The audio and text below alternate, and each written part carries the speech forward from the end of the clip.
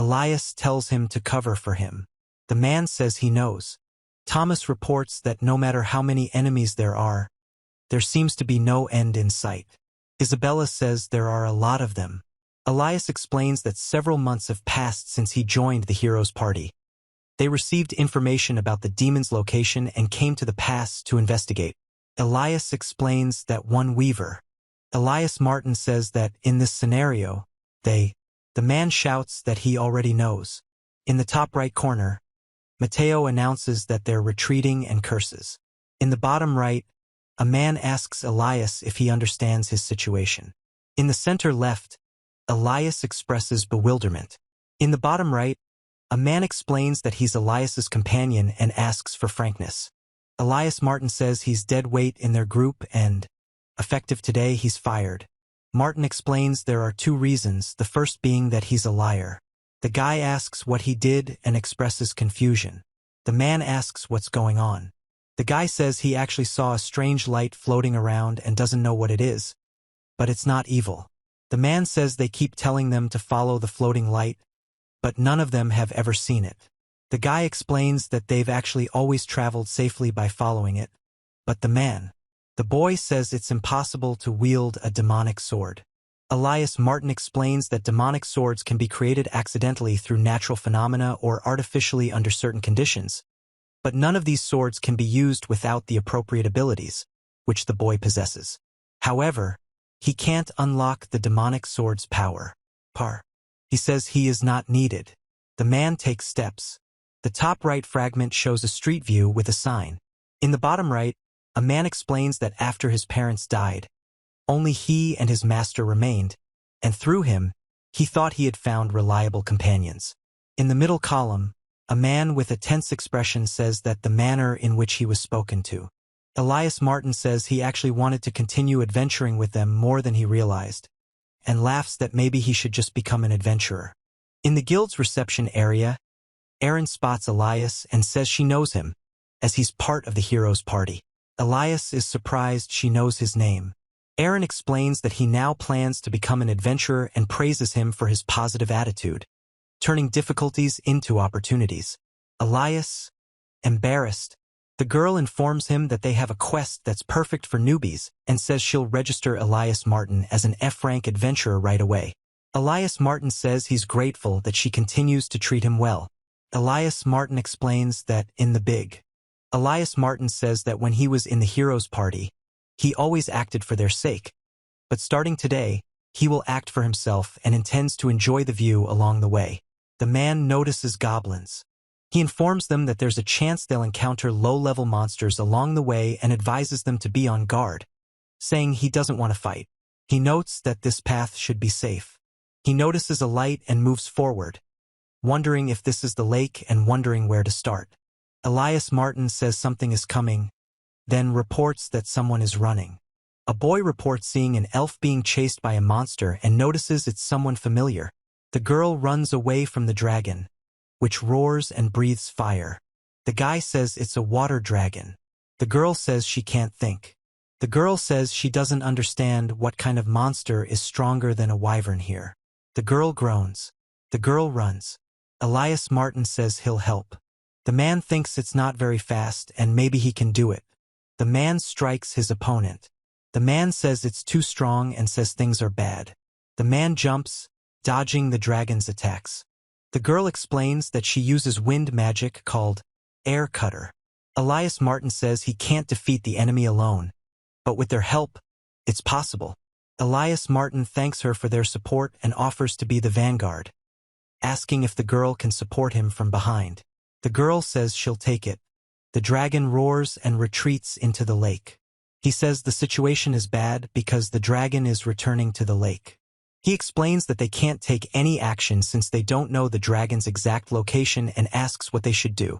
He then announces that he will smoke the dragon out. Elias Martin says that's it. He explains that by making it rain with air cutters you can lure the water dragon out of hiding, and the moment it appears, the guy announces that this is the moment he'll make his move. The guy screams and attacks the dragon. The guy is surprised by a sudden explosion. The guy falls to the ground after the blast. The guy explains that all the trees were blown away by the explosion, and if he had hit it, nothing would have remained. The girl says the dragon's roar is incredibly dangerous, and Elias Martin says he'll definitely try to avoid its attacks. The girl says she'll then support him with wind magic. Elias Martin explains that he can pierce the dragon's thick skin if he strikes the same spot several times, and that if the guy says he'll definitely come. The guy says great, it worked, he needs one more hit. The guy says the situation is bad, the weapon is stuck. The guy reacts to the dragon's movement. Elias Martin falls, losing his balance, and a loud thud is heard. The girl is surprised. Elias reports that his balance is off. Elias complains of pain in his right arm and says that it barely grazed him, but that's the effect. The girl asks if he's okay and if he's injured. Elias ponders. He speaks in a whisper, addressing himself. The woman asks if Elias Martin said anything, to which he replies that he just heard a voice in his head. Elias Martin explains that the voice was asking for help, and he realizes it wasn't just his imagination. He asks who was asking for help. The guy says he can't just ignore such a weak plea for help and says he's not sure they'll make it out of this situation alive. Then the guy says he'll help and asks what he should do. The guy tells her to use his power. The demon sword turns out to be covered in water. The girl is surprised by this. The boy screams that he doesn't know what to do and is afraid. Elias Martin says there's no need to worry. Just follow your instincts and use the power as you please. Elias Martin explains that with this power you can defeat the water dragon. Elias Martin says there's no time for calculations, and the guy starts to speak, but stops and clenches his fist. Then he shouts a spell. Elias Martin strikes the water-surrounded sword, destroying the barrier. The woman marvels at him, saying he's defeated the water dragon. Elias Martin, breathing heavily, wonders if he's actually wielded the demonic sword.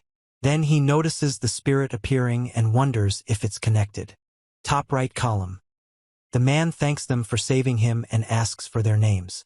The woman says her name is Emma Racknell. The man says his name is Elias Martin. Middle right column.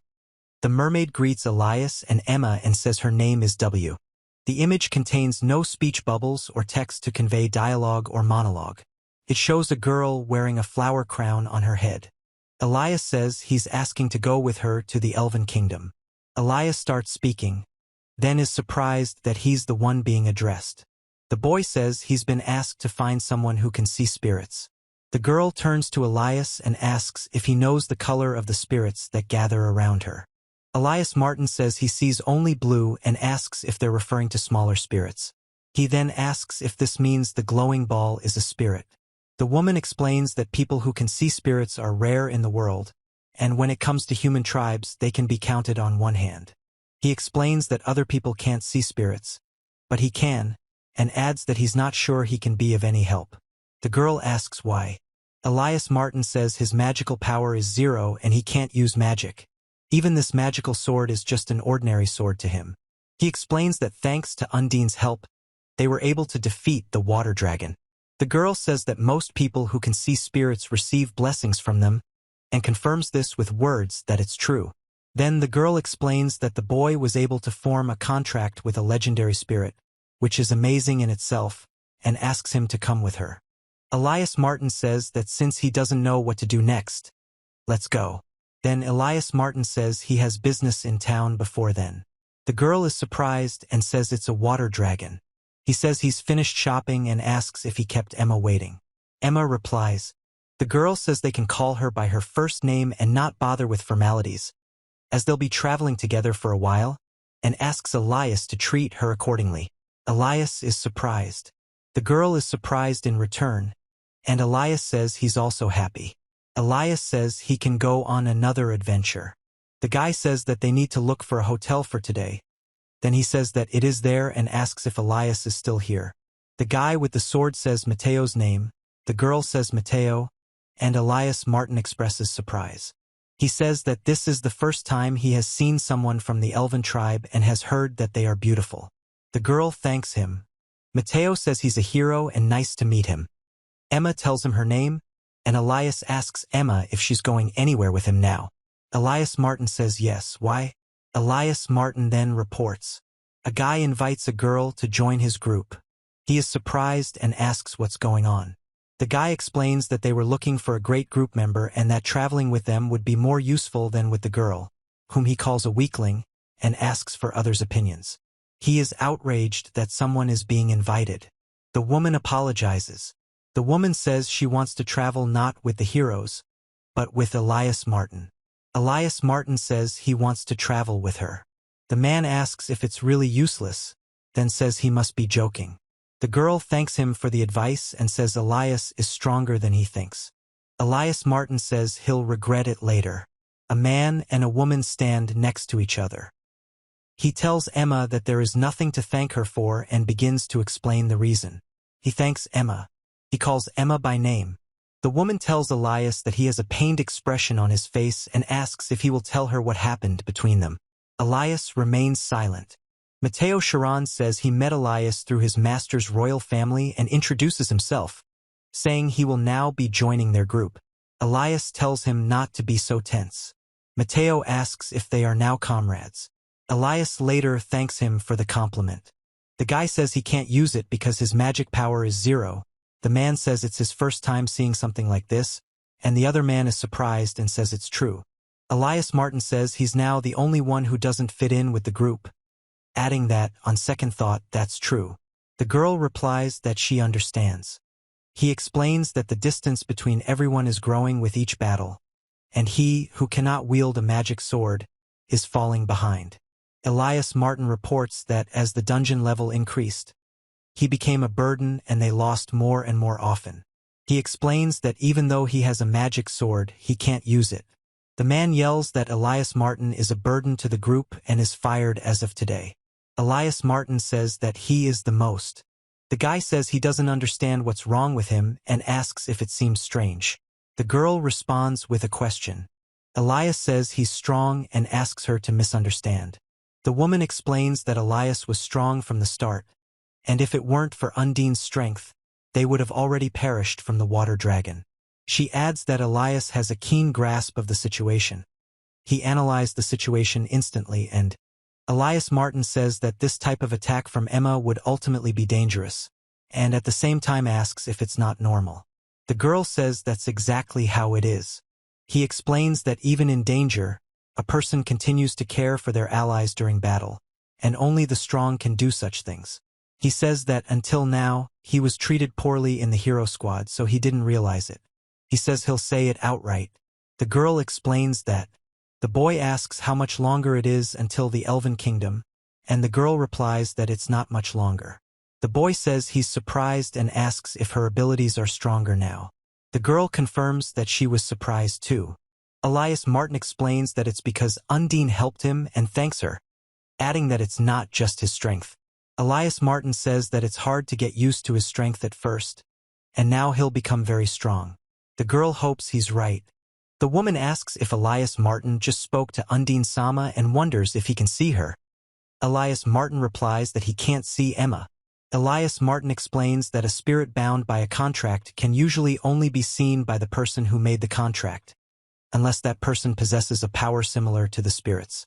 Elias Martin then says that he understands.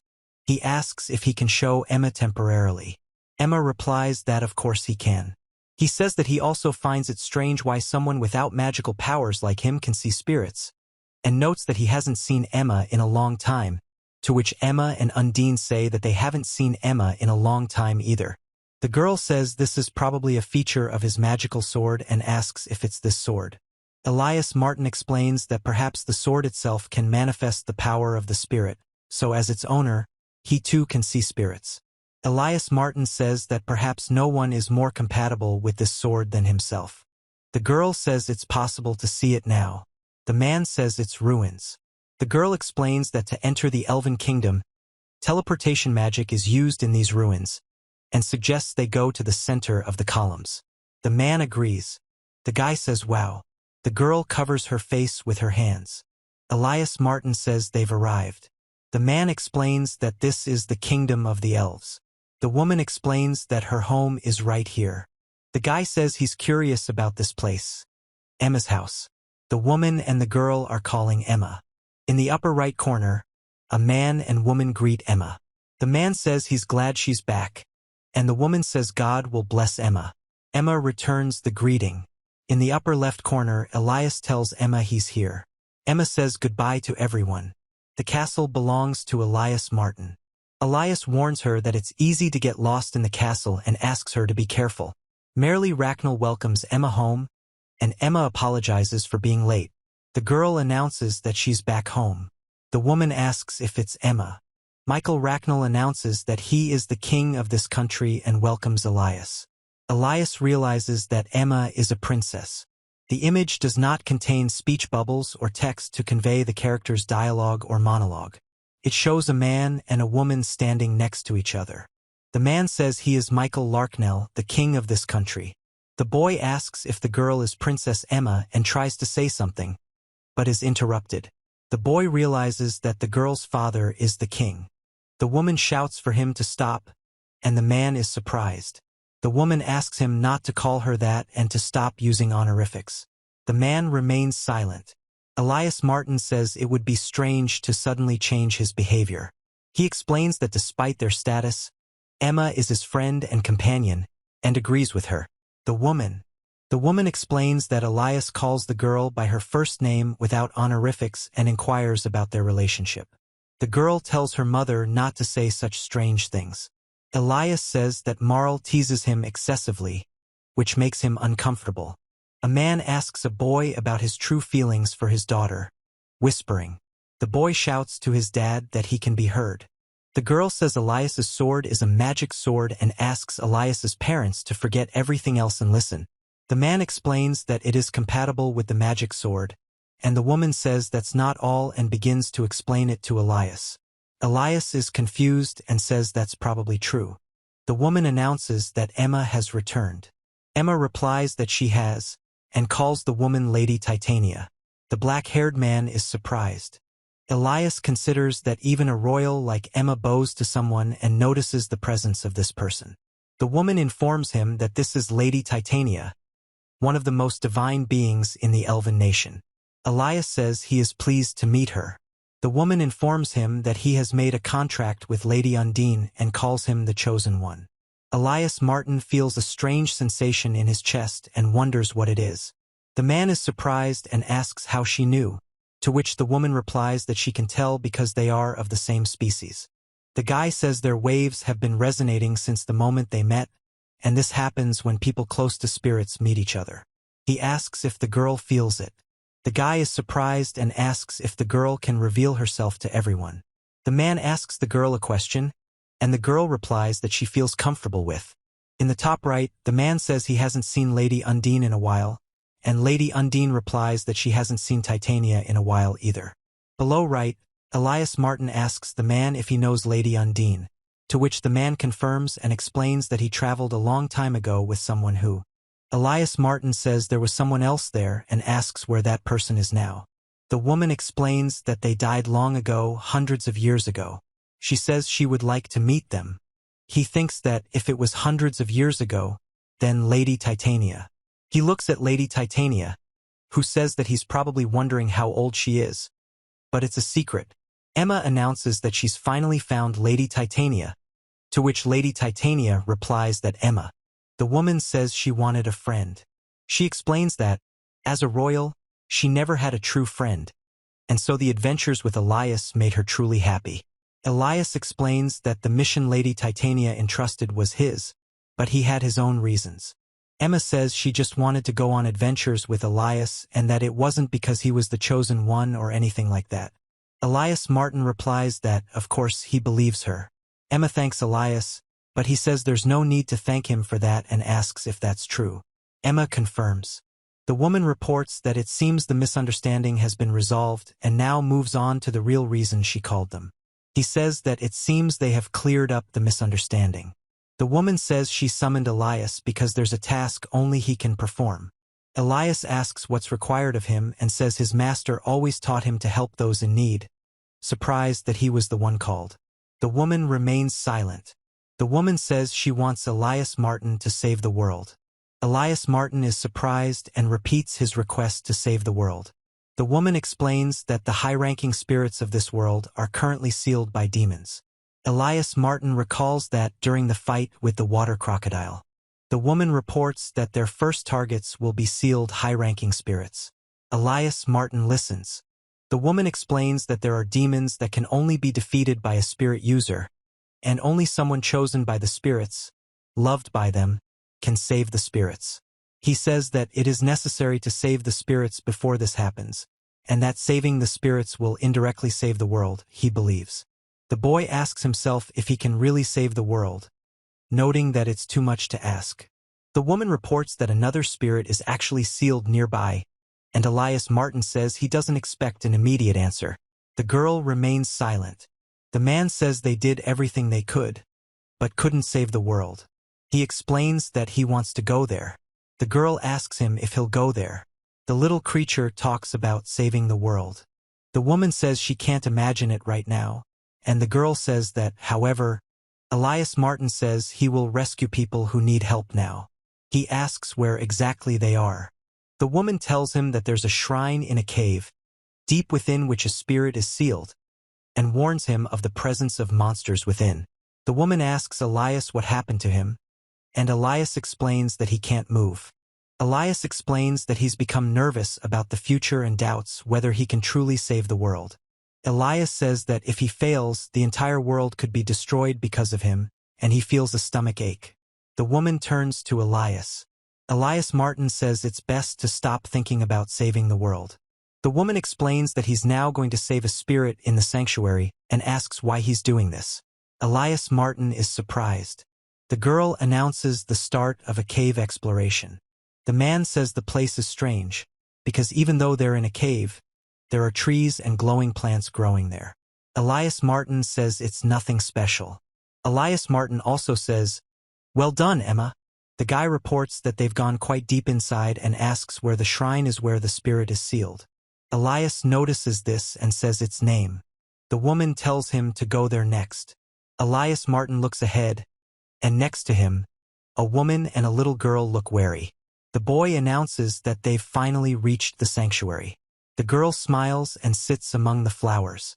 The image contains no text or speech. It shows an arched passage in the wall.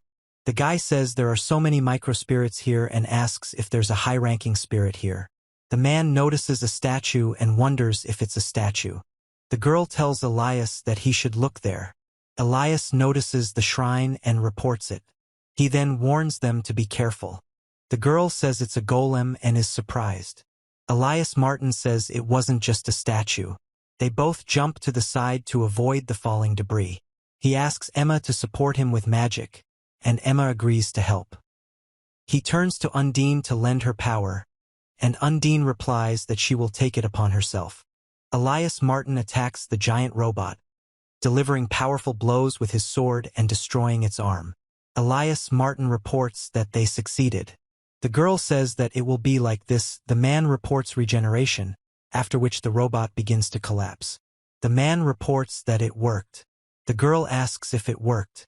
The guy notices that the object is regenerating again and reports that neither the sword nor the magic are working, asking what to do next. The stage features two bright glowing balls on a dark background, accompanied by sound effects. The man says they're vines. The girl makes a sound that suggests pain or surprise. Elias Martin says the situation is bad, and he might be able to withstand it, but Emma won't last due to her weak defense. He tells her to trust his power, and he replies that everything is fine. Undine. The boy says that he feels the power stronger than ever, and with its help he can clear all the vines. Then he attacks, breaking down the barriers and moving forward. In the end, he says that if from.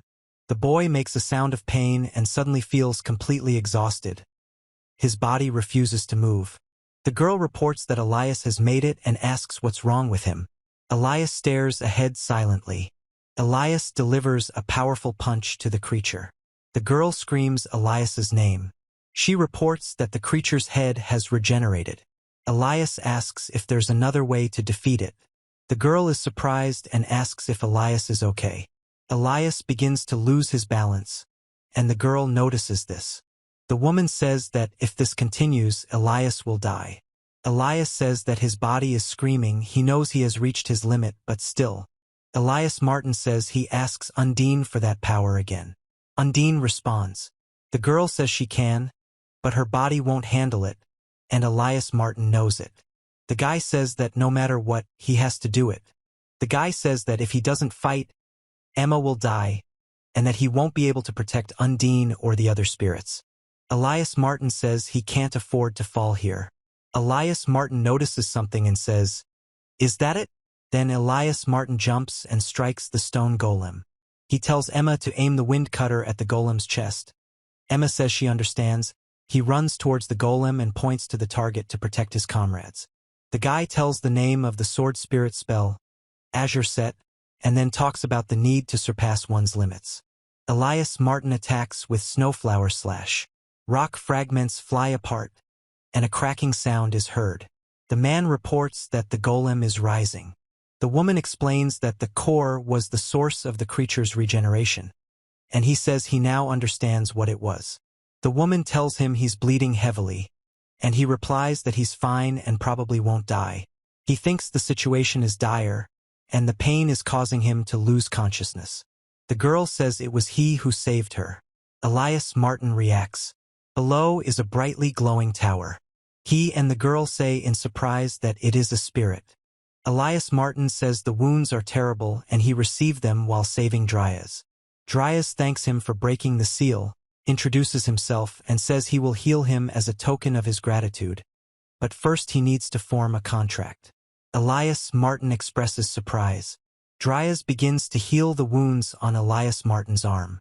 The right panel depicts a creature surrounded by falling leaves, noticing that its wounds are healing. Dryas says she's skilled in healing and support magic, and if you need her help, you can just call on her. Elias Martin thanks Dryas and says he's counting on her. Elias Martin explains that if the water crocodile was the key to Undine's seal, this time the key was a golem. The girl says it looks like they'll be encountering such things more often and warns them to be on guard. He says he doesn't understand why high-ranking spirits were sealed in the first place. The man and the girl look at each other silently. The girl says that Elias and the others know about the Demon King's revival. Elias replies that, of course, they do. The man then explains that the entire purpose of his heroic group was to defeat the newborn Demon King, and that's why the hero Matteo appeared. The woman reports that the seal placed 200 years ago has been broken. She then explains that the Demon King was not actually born, but resurrected. Elias Martin and the woman react with surprise. He says that 200 years ago there was a Demon King, and the hero of that time died fighting him. The girl confirms this and reports that afterward, the hero's companion, a spirit mage, managed to seal the Demon King, but died in the process, and high-ranking spirits were also sealed.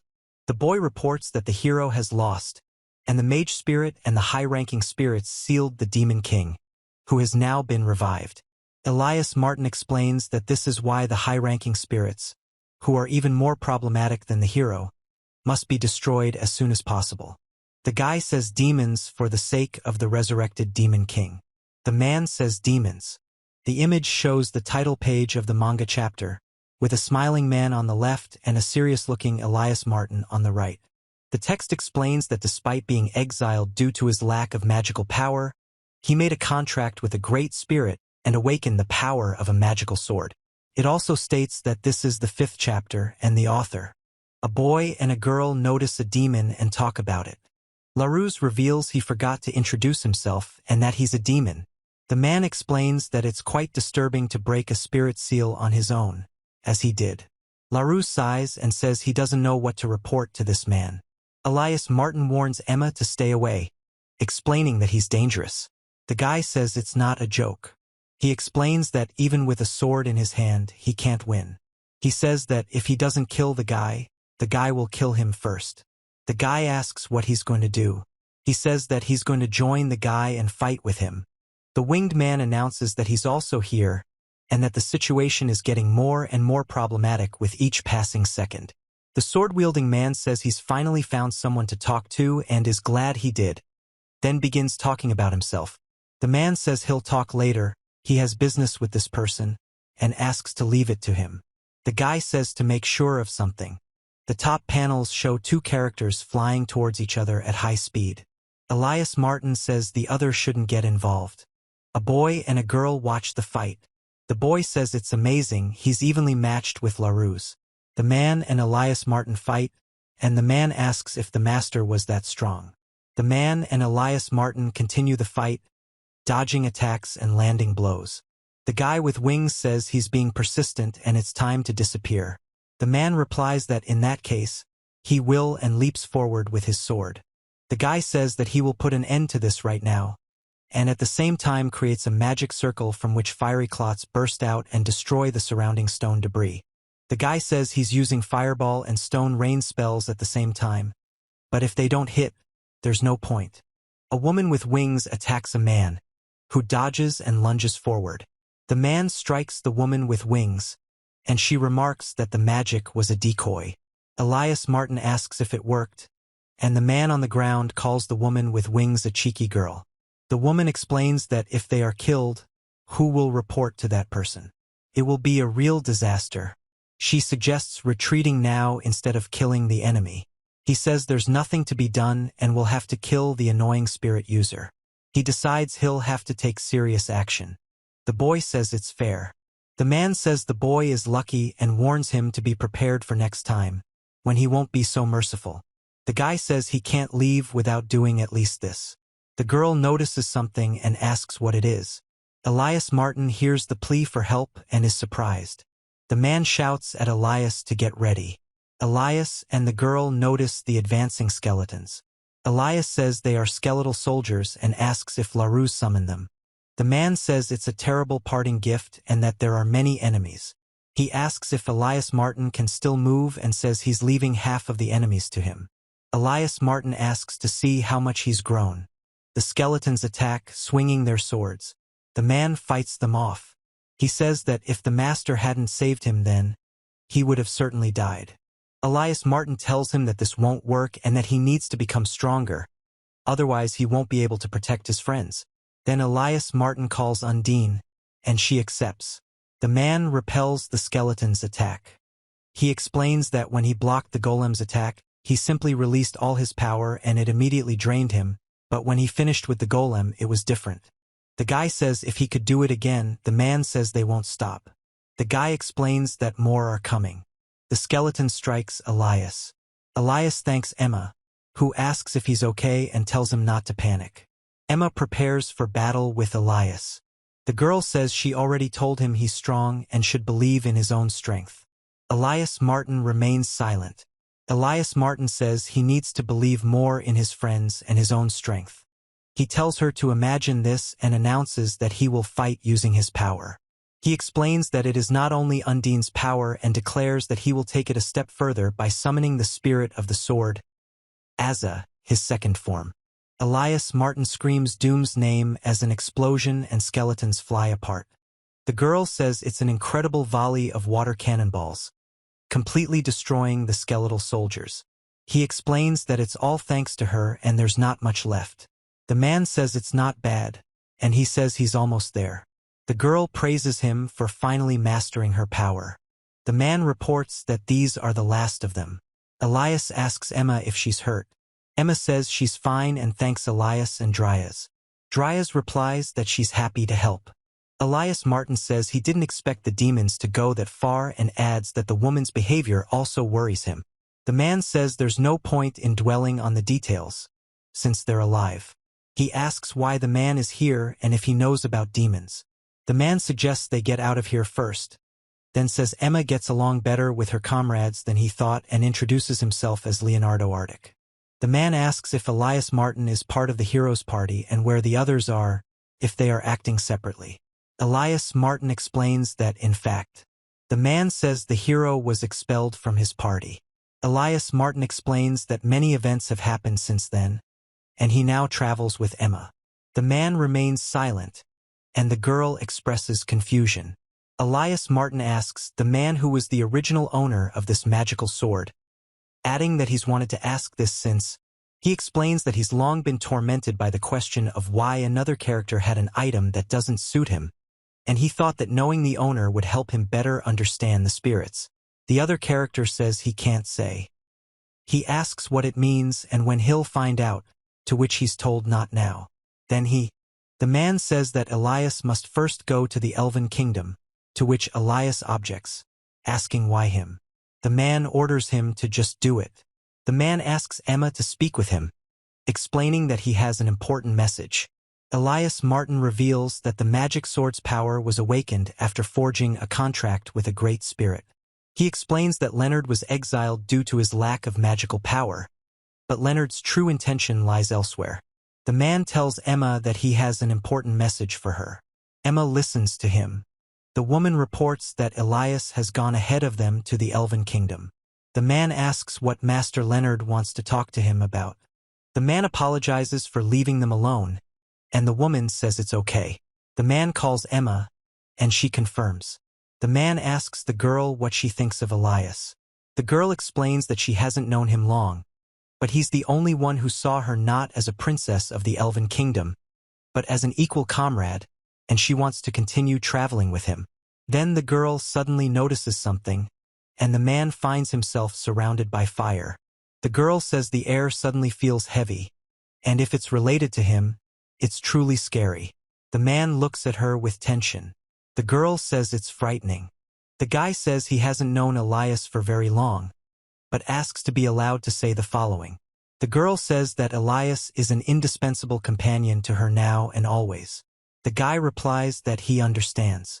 The girl reports that he fell. The man falls face down on the ground. The girl says, "Mr. Leonard, what is he doing?" She sinks into the ground and wonders. The man apologizes to Emma. The man says he wanted to check if the girl truly considers Elias a friend and explains he didn't want to scare her. The girl says that Elias is her, and doesn't have time to finish the thought. She says she can tell just by his look and that Elias is as dear to her as her own child. The man says Emma noticed this and asks her not to tell him because it's awkward. He laughs and says that even the girl's gestures are the same as his, and it's like a real relationship between a parent and a child. The girl smiles silently. The man asks if he can tell a little about Elias's past. The girl clarifies that he's talking about Elias. The man reveals that Elias's parents died when he was 4 years old.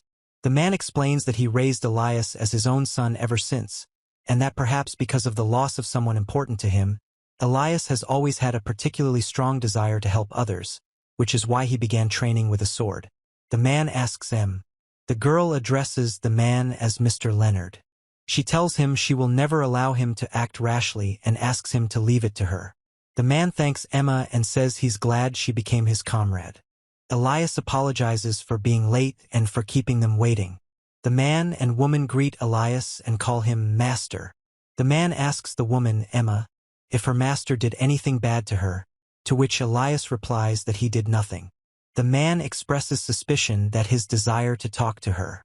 The woman explains that he did nothing, so there's no need to worry, and that they actually got along better. The man is surprised. The man says he's glad to be back safely. The man says he was falsely accused and demands an apology, and the woman asks him to be quiet. The man addresses Lady Titania. The woman says, "Is it Leonard?" and that it's been a long time. Elias Martin says he's glad to see Lord Michael again. Leonard says there's no need for ceremony and that he's glad Michael came. A boy asks a man if he knows King Michael, and the man replies that he has known him for a long time. The woman says she heard the boy break Lord Dryas's seal and thanks him. Elias Martin says that this is right and asks Lady Titania to listen to him. The woman says the demons are controlled by spirits. The woman says she can't believe the demons are already on the move and is glad the other person is safe. The man explains it's all thanks to the master's appearance. The woman explains that one of the demons was a winged man named Larless, and the other. The woman is silent. The woman asks Elias if he remembers what she said yesterday and tells him she wants him to save the world. Elias replies that he does. The woman says that time is running out and asks for the answer that was given then. The guy says he's honestly afraid and understands that, in his current state, he can't win. He says he fought Larless and realized how big the difference in strength is. The guy adds that despite this, a woman reports that Undine and the Dryads are calling for help. Elias Martin explains that the spirits are still under attack, and that's why he will become stronger to protect his comrades and save the world. The woman thanks Elias. The girl calls Elias by name. The man smiles. The woman asks Emma what she thinks of her. Emma says she'll go with Elias. Elias calls Emma dear to him and says her name. Emma replies that she wants to travel with Elias too, and he agrees. The woman says the decision has been made and says they have information for both of them. The man explains that the land of dragon people is where dragonkin live, and that the fire spirit salamander resides there. Alicia Martin calls asking if she'll go. The man says that from now on, Elias, everything will become more difficult, and asks you to be careful. A woman tells Elias to take care of Emma. Elias agrees and promises to handle it.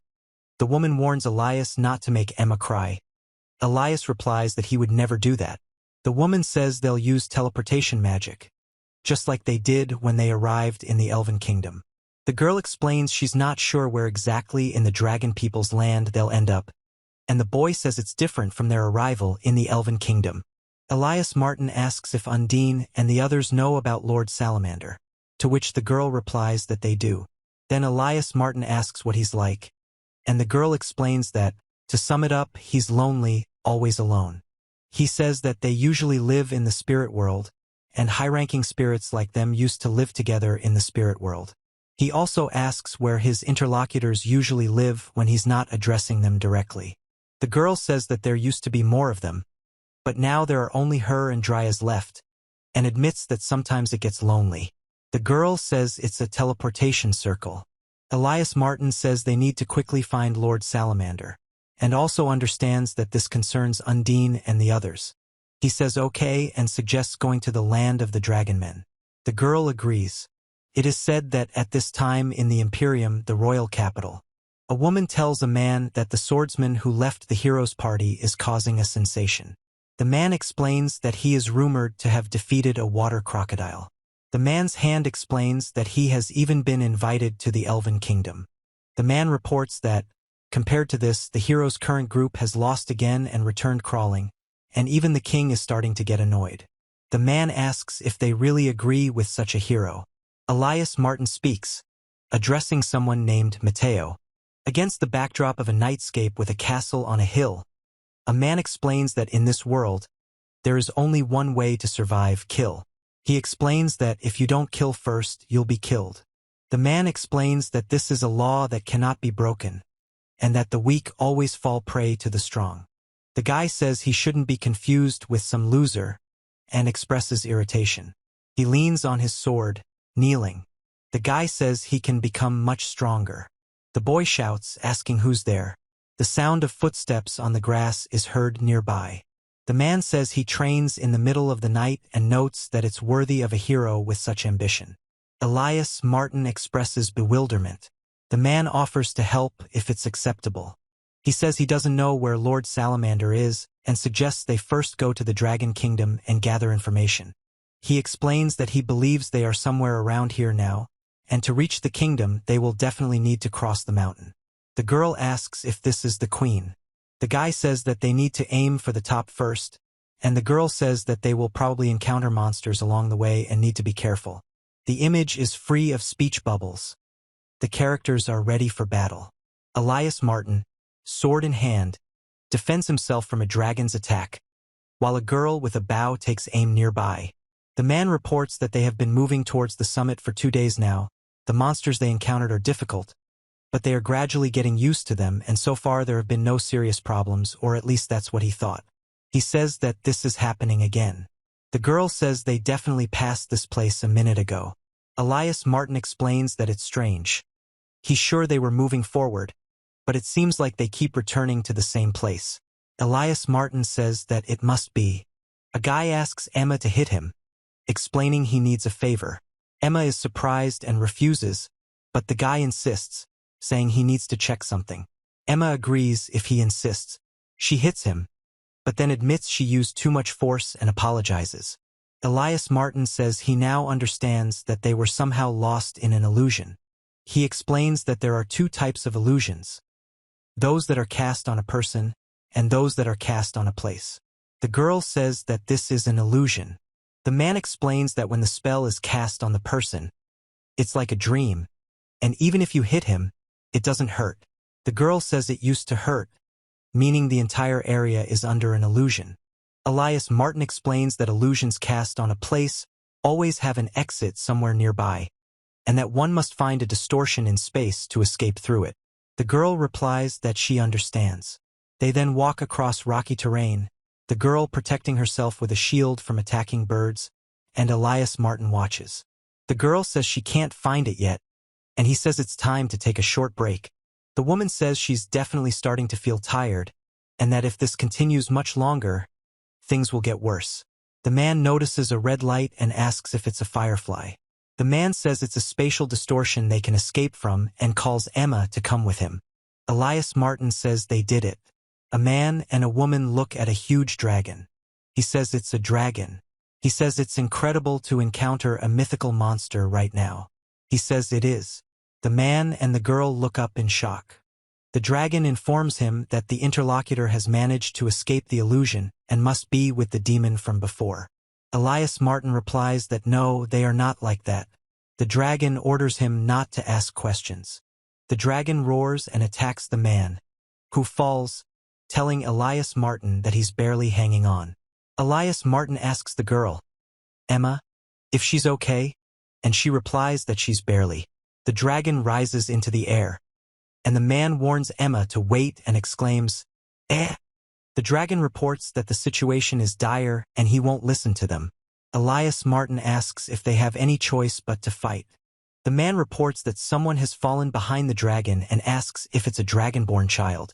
The man explains that perhaps the dragon is protecting these children. The man notices cracks in the wall and says that the last attack caused these cracks. The girl says, The man reports.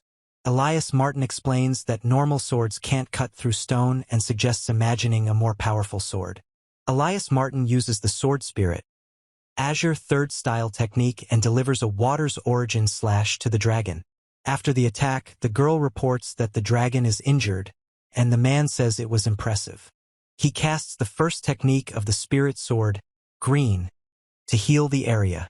The woman reports that everyone's wounds are now healed, and he thanks Dryas. Dryas replies that it's no problem. The dragon head says that he made contracts with Dryas, not just with Uendi. The guy apologizes for jumping to conclusions and names Elias and Emma. The dragon says that this is normal since the guy was protecting the children. The boy asks if Acto and Luric's names are correct, after which Acto and Luric apologize and explain that they really wanted to see the dragon, which is considered their dragonite ancestor.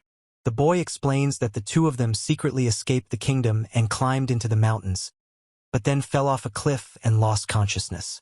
The dragon explains that he found the children by chance and couldn't leave them on a mountain path teeming with monsters, so he hid them here. The dragon reveals that his name is Zeo.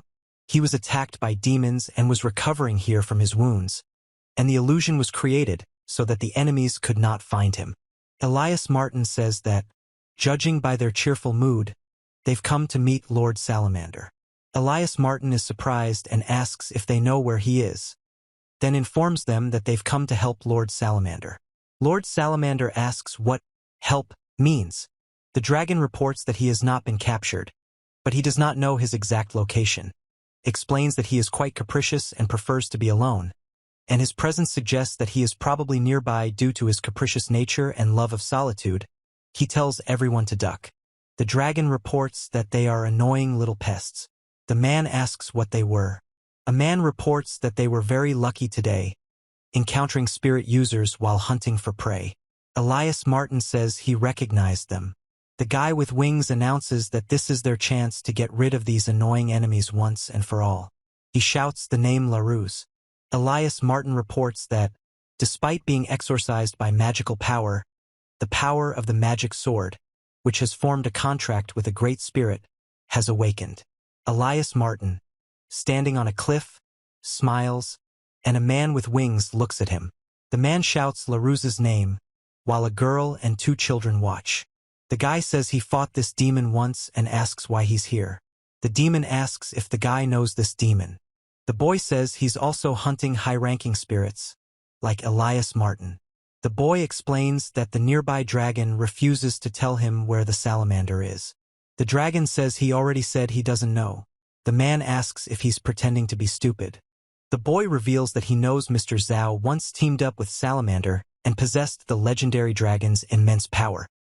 He then says that if Mr. Zhao truly won't talk, he'll simply kill him before he reaches Salamander.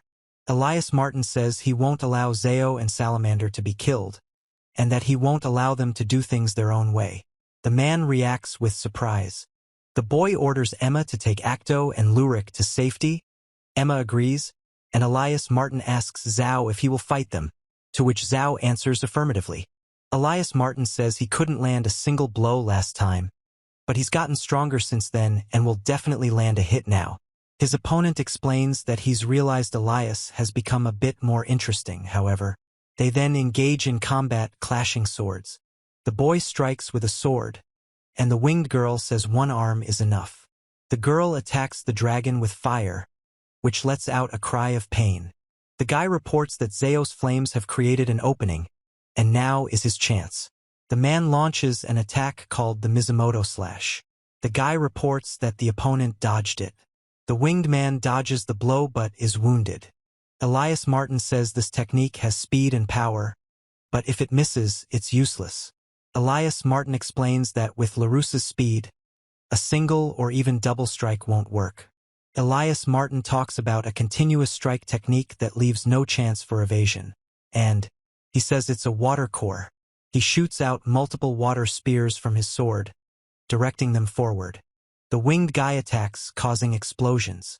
The horned man says he's impressed and didn't expect water attacks to be used like that, then reports that flames are now appearing from the shadows. The winged guy replies that it's very cliché. The woman reports that the elf on the right is using the wind slash technique.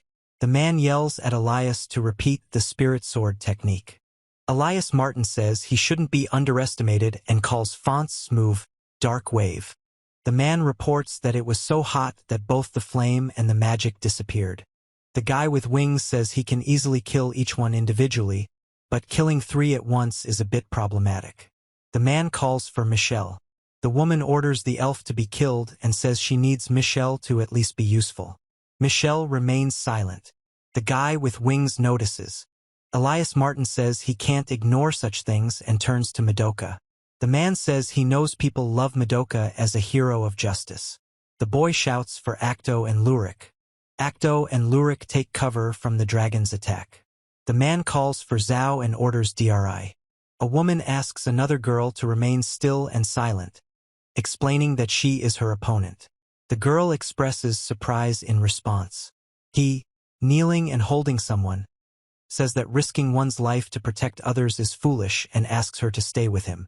A man with wings, Elias Martin speaks, offers to lend power. A voice in his head tells him there's no time to think and asks if it's true. He asks to use his power and is surprised by the fire. He explains that it's now or never and names the technique Demon Sword Spirit, Crimson Style, first form. He then performs an attack called Flame Whirlwind Slash. The scene depicts a collision of 2 energy projectiles that explode in the center of the frame. The guy says he did pretty well for his first try. Elias Martin reports that his technique was neutralized. The guy says everything's fine. The guy says it's a spirit. The boy explains that Lord Salamander gave him his power and says they'll talk later because he's approaching. The man with wings explains that the situation worries him and is surprised the boy tamed Salamander. The man with horns and wings says he'll finish with Eli. The man says that these are Draculus's guards. The knight asks if the demon attacking their guardian god is Lord Zhao and says they'll take care of him right here and now. Elias Martin says it's just another minor inconvenience and expresses irritation. The boy yells at LaRuse to run. Elias Martin reports. He asks Dryas how Zhao is doing. Dryas reports that Zhao is recovering and his life is out of danger. The woman asks if Emma is okay, and he says she's perfectly fine, but he pauses, trying to say something important. Dryas ponders what something interesting means. The boy reports that magical power awakened after making a contract with a great spirit. The girl explains that the magical power was exorcised to 0, but Emma has her doubts. Elias Martin asks Emma what's wrong. Emma explains that a girl named Michelle, whom everyone called a demoness, seemed strange to her.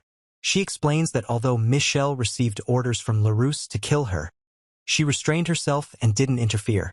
Emma adds that in that situation, he reports that LaRousse said they would meet again soon, and if that's true, they might see her again. He explains that, on second thought, it does seem like she asked for help before, and wonders if there might be some kind of conflict among the demons. Elias Martin says that when this happens, it's worth trying to talk to her properly. The girl agrees. He asks how Zeo is doing. Salamander tells him that there's no need to call him Lord or use formal language, since they were the ones who saved Zeo. He replies that he understands. Elias Martin says that Zeo told him about this and clarifies that, unlike Undine and the others, Salamander wasn't sealed. Salamander confirms this.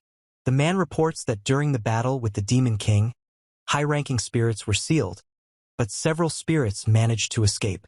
He explains that he was pursued by the remnants of the demons, but with the help of Zeo and the support of the Dragon People Kingdom, he managed to remain in hiding until now. He says he understands. Elias Martin informs Salamander that they are currently on a journey to rescue high-ranking spirits and asks him to lend them his power. Salamander remains silent. The guy says he doesn't like working in groups. Salamander explains that the technique he demonstrated earlier was impressive for the first time. Its potential intrigues him, and he will form a contract with Elias, offering to test his power. Elias says he also wants to save his comrades and thanks Salamander. The guy says he's looking forward to working with her. The girl says it's surprising that Elias was noticed by Mander, adding that he rarely opens up to anyone. Elias tells her to shut up. The knights apologize for the interruption and thank Elias Martin for saving Prince Rurik and his companions, inviting him to the royal palace of the Dragonblood Kingdom. Elias Martin says that there is no need. The boy with horns and a tail is surprised, and King Johann Ashuda of the Dragon Kings thanks Elias Martin for saving Rurik and the others on behalf of King Johann. Elias Martin responds that helping those in need is simply the right thing to do. The girl says that perhaps it's Elias's personality that attracts people. The boy points out that the actor is also from a noble family and explains that he thought the same thing when he met Emma, but finds it odd that Elias constantly encounters members of the royal family. The man reports that Rurik and Act are both very curious, often sneaking out of the castle and causing a lot of trouble, and this time they were attacked by demons. The man says he's very glad they were there and thanks them, offering to ask for anything they want. Elias Martin and the girl listen to him. He says he's made a contract with the salamander and everything is safe, so he has no special wishes. He asks Emma what she wants. Emma says she's fine too and has nothing specific. The man exclaims in surprise. Elias Martin says that although they risked their lives in battle, he loves them even more now and admires their selflessness and nobility. Elias Martin explains that he cannot properly thank them, and that doing so would set a bad example for the king. The man calls Elias Martin King Johann. The dragon thanks Elias for protecting Salamander, Act, and the others. Elias says he should thank Zeo as he helped so much and that he should be the one thanking the dragon. The boy asks Salamander about training, and Salamander says he realized something after yesterday's battle. Elias explains that few can handle the power of high-ranking spirits like Salamander, and says that he can call it a natural gift. Elias Martin says that this may be true, and that he wasn't hurt that badly. He says that if things continue like this, he'll definitely die. He says that next time will be different. He explains that the only reason he blocked that technique was because she was caught off guard when he appeared. The man says that LaRousse didn't even fight seriously yesterday. Elias Martin says they barely made it yesterday thanks to Zeo and Emma's help. He explains that with his current strength, Elias Martin won't be able to stand up to her if she gets serious, and adds that the demons, especially LaRousse, are very powerful. The boy says he believes in Elias's ability to transcend this world and wants Zeo to help him strengthen his powers, warning him that the training will be harsh and asking if he can handle it. Elias says he'll eventually have to deal with LaRousse, as in his current state, he won't be able to properly protect everyone. Elias Martin says he wants to get stronger and says he's counting on the salamander Zeo. He says it's time to start training. He fights the dragon using a sword and a fire attack. He falls to the ground in front of the dragon. He climbs up the cliff, and the dragon flies after him. A boy and a girl say that Elias works really hard, and the girl says that she can't stay that way either and wants to be more helpful to everyone, as well as become strong like Elias. Elias explains to a girl named Emma that he thinks she can do it. Emma expresses disbelief. A man tells Emma he wants to try something and invites her to come with him. Emma responds questioningly. 10 days after the training began, the royal palace of the Dragonkin Kingdom is shown. A knight in armor runs quickly and shouts to King John. King John asks what's wrong. Noticing that the knight is out of breath, the knight reports that he just received a dock. The man expresses surprise. A man orders Elias to be called immediately. Feet are then shown moving quickly across the floor. The man apologizes for distracting Elias and Emma from their workout. Elias says everything is fine and they've already made good progress. Elias Martin says the most important thing is to find out what the urgent issue is. The man is silent. A man reports signs of a great demon march being observed across the Imperium. Elias Martin reacts to this news with surprise. The man reports that hordes of monsters have already begun invading neighboring regions and will soon flood the capital. He explains that there is another alarming report, according to which this invasion was caused by the hero allied with demons. He recalls that he promised to show something. The guy doesn't believe it and asks if it's a mistake. The girl says Elias. The guy says he's heading to the Imperium anyway and says he's coming with him. The man calls for Elias and Emma. The guy and girl turn to Zhao. Zhao says he heard everything and offers them to use his. Elias Martin says it's time to go. He mentions Mateo's name and says he can't believe he's actually joined the demons. Below is a view of the Imperium's royal capital. He reports that they have reached the Imperium. The girl tells Elias to pay attention. Elias reports that there are already so many monsters in the royal capital. The man explains that this is the Adventurers Guild. The girl tells them not to come any closer. The demon with the weapon warns that if they take another step, he won't be able to hold on. Elias Martin falls to the ground. Top right shows the marks of the blow. Top right, he asks if Aaron is okay. Top left, Aaron is silent. Bottom left, he stands with the sword, and Aaron calls him by name. The girl thanks him. Elias Martin says he's glad she's okay and asks what happened to the capital. The girl explains that it's all because of Mateo. He remains silent. He attacks the enemies with a sword in his hand, confirming the truth of the rumors. Elias Martin states that he cannot afford to lose and explains that if he loses, he will not be able to protect those he cares about. The guy says he doesn't know all the details, but the girl reports that, according to information received at the guild, the hero Mateo has allied with the demons and caused a stampede. The man and the girl remain silent. Elias Martin remains silent, then says he's going to find out the truth and asks Aaron if she knows where Mateo is. Aaron says he's probably downtown, right on the front lines, and confirms that she understands. The woman tells Elias she sees a dragon and asks if it's real. Elias says he'll take charge. Elias orders Zao, Aaron, and the townspeople to go to the safest place. The woman asks Elias why he still believes in Mateo if. The woman remains silent, and Elias Martin says that it is because he was his comrade. He says they went on adventures together and he doesn't want to judge a man based on rumors alone.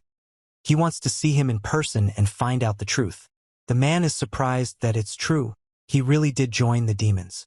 A battle between knights and monsters breaks out in the street. He notices that this must be before. The guy shouts for Mateo. Elias Martin asks why he's here. Elias Martin explains that it's not important now. The guy demands an explanation and asks what's going on here. LaRue says the show has already begun and calls Elias late. He then explains that the Imperial Royal Capital has instantly descended into chaos and asks if it seems entertaining. Elias replies that it does and thanks Mateo, saying it's all thanks to him. The guy says Mateo works with LaRue's. The man replies no. The guy says that everything didn't go as it should have. The boy explains that from the moment he was born, he was a hero, better than anyone else with both sword and magic, and everyone called him the Chosen One. The crowd declares that this is their hero, the hero Matteo, their hero. The boy reports that he always felt lonely because everyone saw not him, but the hero he was supposed to be. Elias announces that his name is Elias and that he's joining the squad starting today. Matteo Charlon explains that he's Matteo Charlon, and this squad is destined to defeat the Demon King. Matteo tells Elias to relax and reminds him that they're comrades starting today.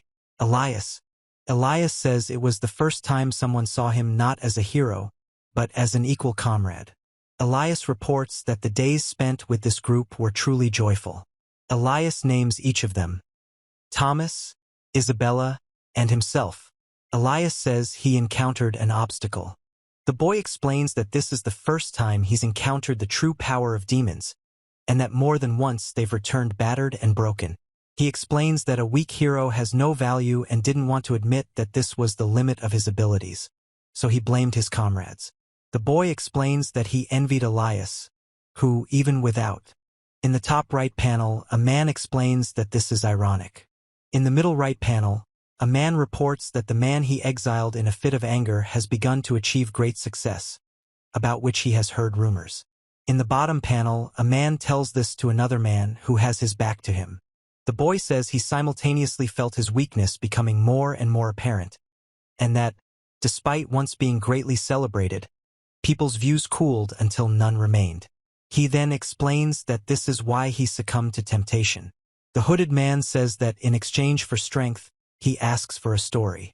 The man explains that, thanks to Matteo, they knew exactly when the city's defenses would be at their weakest, and that this troubled kingdom would soon fall to the Demon King. Elias Martin says that heroes are so easily manipulated, then shouts that all of this happened because of Matteo. The man calls him by name.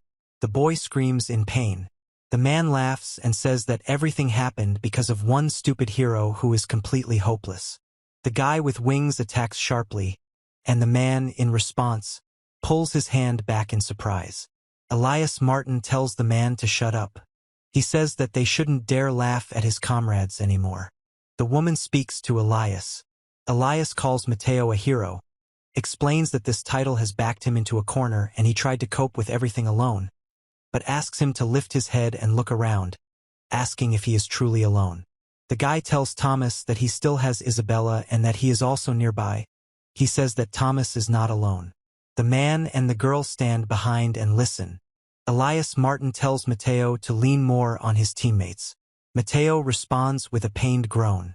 Elias says that even after his exile, he continues to treat his interlocutor as an equal, envious and simultaneously admiring his strength. The man says that this is exactly the kind of person he is. The winged creature on the roof calls it pathetic that they're playing at being friends again after all this time. The guy expresses irritation and tells Elias that the truth is that he didn't want to admit defeat in front of him, so he couldn't rely on him, but now, faced with this situation, he can no longer cope on his own. A man asks for help and begs for it. The man looks at what is happening with a concentrated expression. Elias Martin strikes with his sword, protecting a man from an attack. The man says he will, of course, help.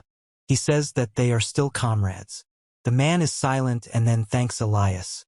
Elias Martin tells them to take the sword and defeat the enemy together. The second man says they can handle this enemy. The woman asks Pablo to name the stakes of this duel. He explains that the right to be admitted to Class A is at stake. The man says that this is more than acceptable. The boy agrees. He explains that if Abel wins the duel, he will be admitted to Class A, and Pablo will be in. The woman informs him that if he wins, he can join the student council, and agrees to accept him if he demonstrates sufficient ability, asking Abel if this condition is acceptable to him.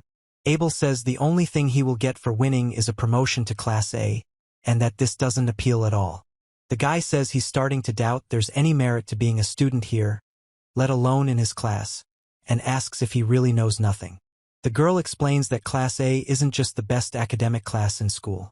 Its value lasts a lifetime, and whether you were in Class A at graduation. The girl says that if she can't become stronger, she won't be able to protect the one she cares about. She explains that she must learn to control her powers and become stronger to do so, The woman announces the start. Elias Martin says it's a good thing the student council representative didn't show up, otherwise he would have caused a scene, and notes that this has all become a real problem. Several students running for student council are surprised and confused. The woman explains that all the other students are aiming to get into Class A, which may be true for them, but she's different and doesn't want to stand out any more than she already does. So joining the student council is completely out of the question for her, and losing is her only option. The man explains that, if possible, he'd like the president to lose to him. Elias Martin announces that he will make the first move, casting an ice spear spell. The man laughs and says that the ice spear is too simple a spell and that he is seriously underestimated. The guy announces he's going to show them something interesting and casts an erasing spell. The man says it's a high-level spell, and the girls marvel, remarking that they've never seen anything like it before and that it's worthy of Papyro-kun. The man thinks the situation is bad. A boy is stabbed in the stomach with a spear. A man and a woman look on.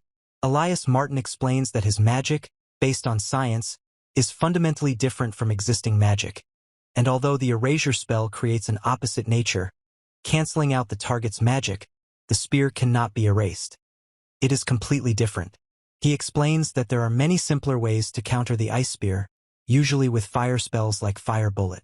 He says that the enemy was most likely trying to demonstrate a complex spell, and if you misread it even a little, you'll fail. The guy says this is impossible and can't be happening to him, asking why this is happening. The man says this is seriously losing the guy's spirit and asks how inexperienced he is. The man also tells the guy to wait a minute. Elias Martin tells him to get up and displays his Class A power, stating that this can't be the end. The boy shouts that the magical structure must be perfect and asks why he can't undo it, but is told he should just give up. The boy blames him for the failure and promises revenge. Bottom right. He says he can usually undo it, but today, due to his condition, he can't, and asks if it was really just talk.